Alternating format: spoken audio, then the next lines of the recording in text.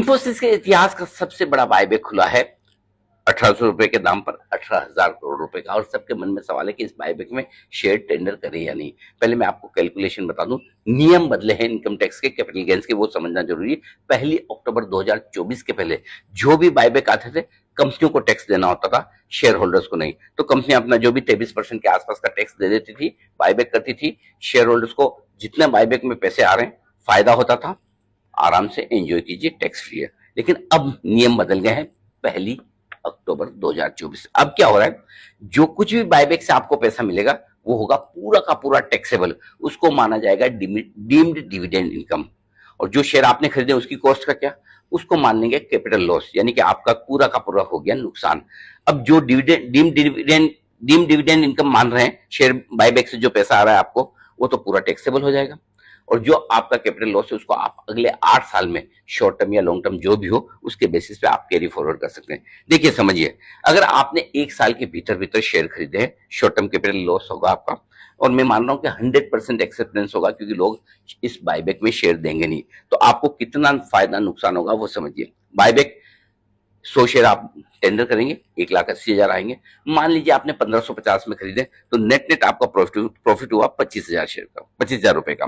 1,80,000 पे पूरा टैक्स लगेगा आपकी 35% की स्लैब से, जो हाईएस्ट है, कितना, 63,000 रुपए।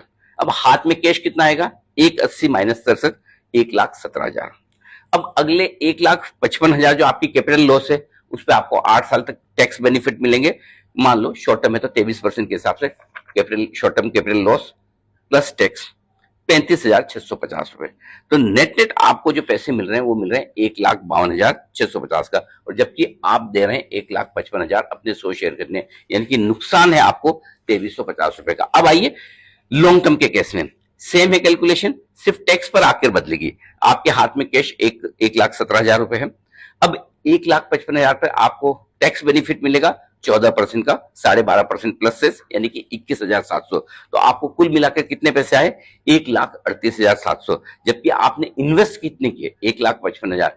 नेट नेट 16,300 करोड़ का, 16,300 रुपए का आपको नुकसान है। सिर्फ 1.25 लाख रुपए तक का long term capital gain tax free है। तो हमारी राय बेहद साफ है, आप शॉर्ट टर्म इन्वेस्टर हैं या लॉन्ग टर्म, बिल्कुल भी बायबैक में टेंडर मत कीजिए। उल्टा मार्केट में बेचने में आपको ज्यादा फायदा है, बायबैक में बेचकर आप अपना ही नुकसान करेंगे, सरकार का फायदा करके करेंगे, टैक्स ज्यादा भर के। तो बिल्कुल मेरी राय साफ है। क्या आप मेरी राय से सहमत है? क्या यह कैलकुलेशन आपको भी लग रही है कि बायबैक में शेयर नहीं देना चाहिए? तो जल्दी से अपने विचार मुझे लिख भेजिए, बायबैक में शेयर दें या बायबैक को करें। Bye bye.